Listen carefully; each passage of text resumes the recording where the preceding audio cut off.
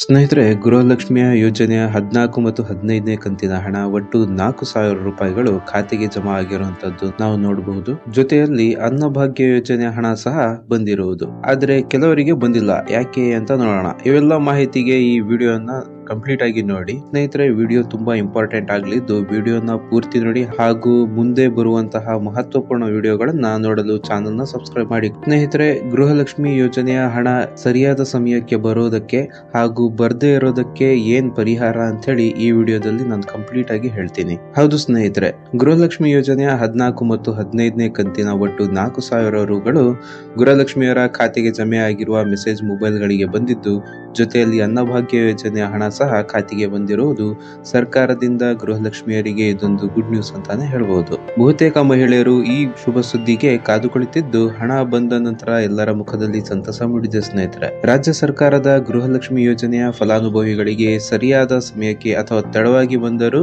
ಸಹ ಗೃಹಲಕ್ಷ್ಮಿ ಹಣ ಖಾತೆಗಳಿಗೆ ಜಮೆ ಆಗುತ್ತಿದ್ದರೂ ಸಹ ಹಲವಾರು ಮಹಿಳೆಯರಿಗೆ ಈ ಮಹತ್ವಪೂರ್ಣ ಯೋಜನೆಯ ಹಣ ಪಡೆಯಲು ಹರಸಾಹಸ ಪಡುತ್ತಿದ್ದಾರೆ. ಅದು ಹೇಗೆಂದ್ರೆ, ನಾನಾ ಕಾರಣಗಳಿಂದ ಗೃಹಲಕ್ಷ್ಮಿ ಹಣ ಹಲವಾರು ಮಹಿಳೆಯರ ಖಾತೆಗೆ ಜಮೆ ಆಗದೆ ಇರುವುದು ಗಮನಕ್ಕೆ ಬರುತ್ತಿದ್ದು, ಇದು ಮಹಿಳೆಯರಲ್ಲಿ ಬೇಸರ ಉಂಟು ಮಾಡಲು ಕಾರಣವಾಗುತ್ತಿದೆ. ಈ ಸಮಸ್ಯೆಗೆ ಹಲವಾರು ಕಾರಣಗಳು ಇರಬಹುದು. ಇಂದಿನ ದಿನಗಳಲ್ಲಿ ಸಹಜವಾಗಿ ಕಂಡು ಬರುವುದು ಏನೆಂದರೆ, ಬ್ಯಾಂಕಿಗೆ ಲಿಂಕ್ ಇರುವ ಆಧಾರ್ ಕಾರ್ಡ್ ನ ಲಿಂಕ್ ತಪ್ಪಿ ಹೋಗಿರುವುದು ಹಾಗೂ 10 ವರ್ಷ ಪೂರೈಸಿದ ಆಧಾರ್ ಕಾರ್ಡ್ ಗಳನ್ನು ಅಪ್ಡೇಟ್ ಮಾಡದೇ ಇರುವುದು ಗೃಹಲಕ್ಷ್ಮಿ ಯೋಜನೆ ಹಣ ಬಾರದೇ ಇರುವುದಕ್ಕೆ ಕಾರಣ ಆಗುತ್ತಿದೆ. ಹಾಗೆಯೇ ಕೆಲ ಪ್ರದೇಶಗಳಲ್ಲಿ ಬ್ಯಾಂಕುಗಳು NPCI ಲಿಂಕ್ ಮಾಡುವುದರಲ್ಲಿ ವಿಳಂಬ ತೋರುತ್ತಿದ್ದು, ಇದರಿಂದ ಗೃಹಲಕ್ಷ್ಮಿ ಹಣ ಬಾರದೇ ಇರಲು ಪ್ರಬಲ ಕಾರಣವಾಗುತ್ತಿದೆ. ಈ ಎಲ್ಲಾ ಕಾರಣಗಳಿಂದಾಗಿ ಗೃಹಲಕ್ಷ್ಮಿಯರ ಹಣ ಅವರವರ ಬ್ಯಾಂಕ್ ಖಾತೆಗೆ ಬಾರದೇ ಇದ್ದು, ಇದಕ್ಕೆ ಪರಿಹಾರ ಏನೆಂದರೆ, ಮೊದಲನೆಯದಾಗಿ ಪೋಸ್ಟ್ ಆಫೀಸ್ ನಲ್ಲಿ ಖಾತೆ ತೆರೆಯುವುದು. ಹೌದು ಸ್ನೇಹಿತರೆ, ಪೋಸ್ಟ್ ಆಫೀಸ್ ನಲ್ಲಿ ಖಾತೆ ತೆರೆಯಲು ಆಧಾರ್ ಕಾರ್ಡ್ ಮತ್ತು ಪಾನ್ ಕಾರ್ಡ್ ಇದ್ದರೆ ಸಾಕು. ಕೇವಲ ಒಂದೇ ದಿನದಲ್ಲಿ ಖಾತೆ ತೆರೆಯಬಹುದಾಗಿದೆ.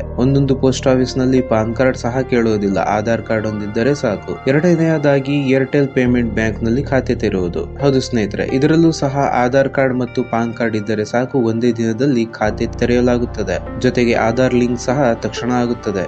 ಇದಕ್ಕೂ ಸಹ ಆಧಾರ್ ಕಾರ್ಡ್ ಹೊಂದಿದ್ದರೆ ಸಾಕು, ಪಾನ್ ಕಾರ್ಡ್ ಇಲ್ಲದಿದ್ದರೂ ಪರವಾಗಿಲ್ಲ. ಈ ಎರಡು ಖಾತೆಗಳಲ್ಲಿ ATM ಕಾರ್ಡ್ ಸೌಲಭ್ಯ ಲಭ್ಯವಿದ್ದು, ಗೃಹಲಕ್ಷ್ಮಿ ಯೋಜನೆಯ ಹಣ ಆಗಲಿ ಅಥವಾ ಅನ್ನಭಾಗ್ಯ ಯೋಜನೆ ಹಣ ಆಗಲಿ ಅಥವಾ ನಿಮ್ಮ ಖಾತೆಯಲ್ಲಿ ಇರುವ ಇತರೆ ಹಣ ATM ಮೂಲಕ ವಿತ್ಡ್ರಾ ಮಾಡಲು ಯಾವುದೇ ಸಮಸ್ಯೆ ಆಗುವುದಿಲ್ಲ. ಗೃಹಲಕ್ಷ್ಮಿ ಫಲಾನುಭವಿಗಳಾದ ಎಲ್ಲಾ ಮಹಿಳೆಯರಿಗೆ ಹಣ ಬಂದು ಸೇರಲಿ ಎಂದು ದೇವರಲ್ಲಿ ಕೇಳಿಕೊಳ್ಳುತ್ತೇನೆ.